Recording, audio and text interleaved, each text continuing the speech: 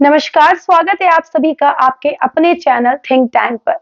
दोस्तों, राहुल गांधी पनौती हैं।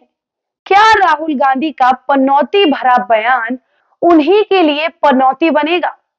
कांग्रेस पार्टी या बीजेपी किसके ऊपर पनौती बनकर चिपकता है राहुल गांधी का पनौती भरा बयान? आज की इस रिपोर्ट में राहुल गांधी के पनौती भरे शब्दों का पोस्टमार्टम करेंगे। आज की इस रिपोर्ट में आपको बताएंगे मौत के सौदागर से लेकर जहरीली खेती तक के पनौती भरे शब्दों का सफर जो कांग्रेस पार्टी के द्वारा वक्त वक्त पर दिए जाते हैं। इनकी माता जी से लेकर इनकी दादी जी से लेकर खुद राहुल गांधी के पनौती भरे प्रकरण के बारे में विस्तार से चर्चा करेंगे। आज की इस रिपोर्ट में आपको बताएंगे किस तरीके से 1962 में एक बड़े नेता का बयान उसी पर भारी पड़ गया जो अब कांग्रेस पार्टी के साथ होता हुआ दिखाई दे रहा है। आज की इस रिपोर्ट में बात करेंगे राहुल गांधी के उस बयान के बारे में जो बयान अब 2024 के चुनाव पर पनौती बनकर कांग्रेस पार्टी के पूरे सपनों पर पानी फेर सकता है। आज की इस रिपोर्ट को अंत तक जरूर देखिएगा, बिल्कुल भी स्किप मत कीजिएगा। दोस्तों, हम सभी जानते हैं राजस्थान चुनावी रैली के दौरान राहुल गांधी ने जो भारत विश्व कप हारा है उसका जिम्मेदार नरेंद्र मोदी जी यानी कि देश के प्रधानमंत्री को बता दिया। उन्होंने कहा कि हमारे लड़के अच्छा खेल रहे थे लेकिन अचानक से एक व्यक्ति आ जाता है जो बाहर हिंदू मुसलमान करता है और स्टेडियम में आकर मैच हरवा देता है। पहले इनडायरेक्टली लेकिन बाद में डायरेक्टली नरेंद्र मोदी जी को निशाना साधा और राहुल गांधी ने पनौती पीएम कहकर उन्हें पुकारा। लेकिन इससे पहले वीडियो और आगे ले जाऊं, राहुल गांधी को पप्पू भैया को पहले ही बता दूं कि पप्पू भैया जब नरेंद्र मोदी जी स्टेडियम में आए थे ना तो भारत की इनिंग्स कंप्लीट हो गई थी।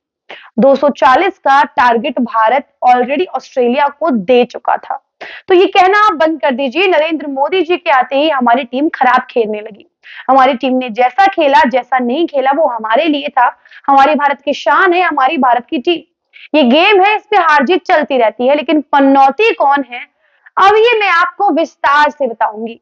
तो अपनी कुर्सी की पेटी बांध लीजिए, क्योंकि कांग्रेस पार्टी को चाहने वाले लोगों के लिए ऑक्सीजन का दबाव कम या ज्यादा हो सकता है, क्योंकि ये तो ऐसे लोग हैं इनके लिए इनके बाप को गाली दो इन्हें कोई फर्क नहीं पड़ता, लेकिन कांग्रेस पार्टी को कुछ कह दोगे तो इन्हें अच्छा नहीं लगेगा।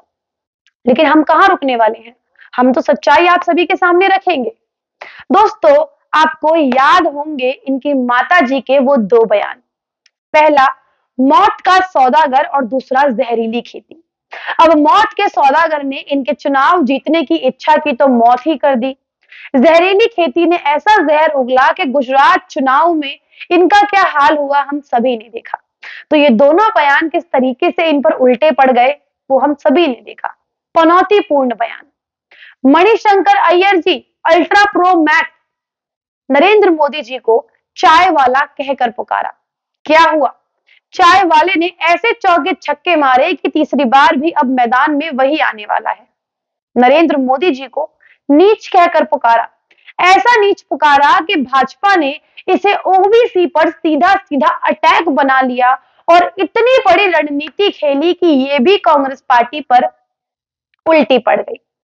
आप सभी जानते होंगे, आप सभी को पता होगा, ये है कांग्रेस पार्टी की पनौतियां जो खुद बयान देकर खुद के ऊपर पनौती और बैड लक लगवा लेती हैं और बाद में फिर रोना गाना करती हैं।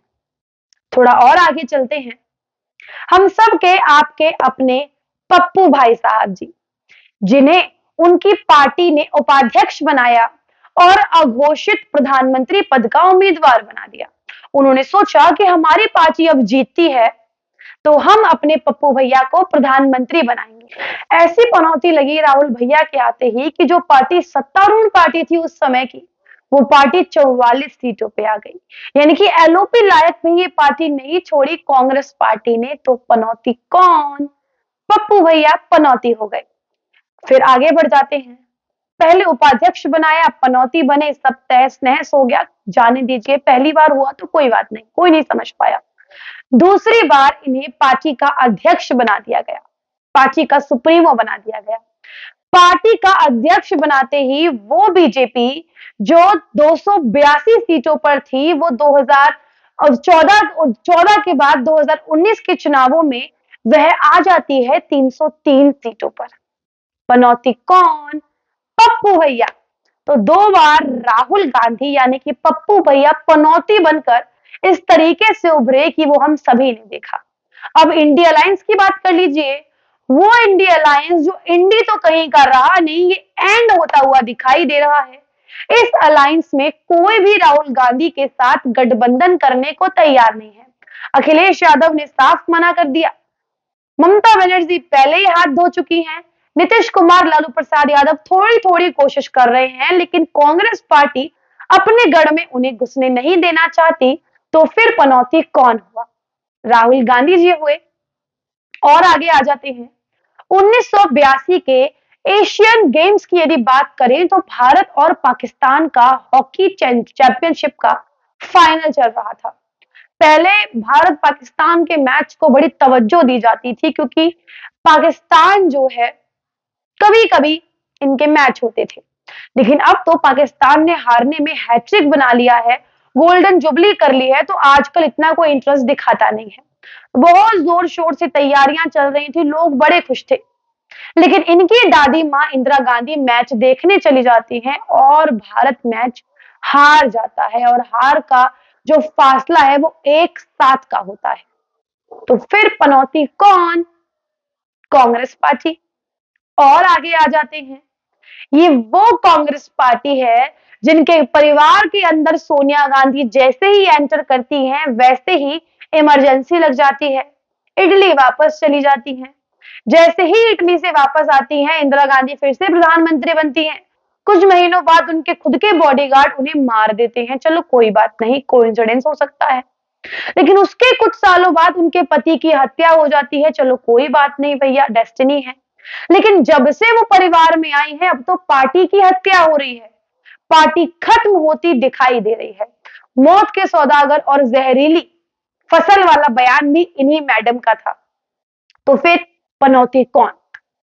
प्रियंका वाड्रा मैडम की बात कर लेते हैं। प्रियंका गांधी ने एक बार अपने पूर्वजों को राम जी से कंपेयर किया था।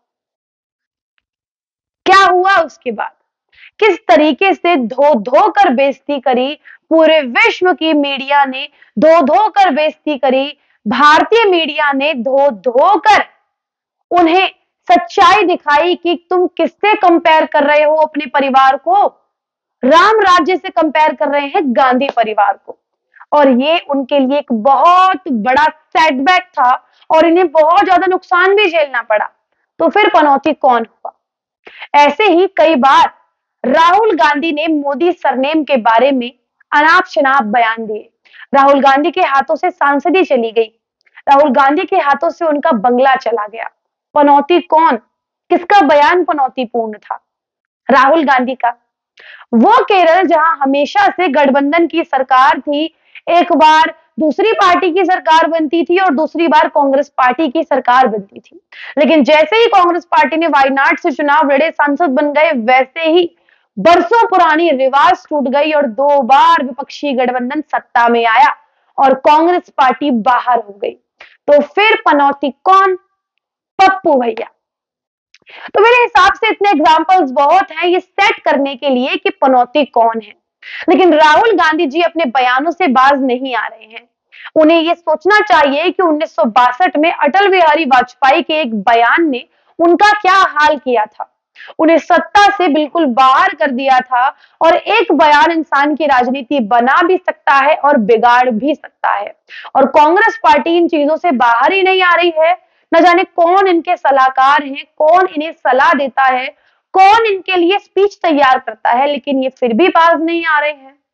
अब हमें क्या, हमें तो काम है लोगों को बताना, लोगों की आंखें खोलना और कांग्रेस पार्टी को भी बताना। हम तो चाहते हैं कांग्रेस पार्टी तक हमारी ये वीडियो पहुंचे और वो देखें कि प्लीज आप इस तरीके के बयान देने बंद कर दीजिए, इससे आप ही को नुकसान होता है। मैं पूछना चाहूंगी अपने दर्शकों से, आपको हमारी आज की ये रिपोर्ट कैसी लगी? अच्छी लगी हो तो कमेंट सेक्शन में राहुल गांधी के इस बेतुके बयान पर अपनी टिप्पणी देना बिल्कुल भी ना भूलें। आज के लिए इतना ही, मिलते हैं आपसे अगली किसी रिपोर्ट में अगले मुद्दे के साथ। तब तक के लिए देखते रहिए हमारे साथ थिंक टैंक। नमस्कार।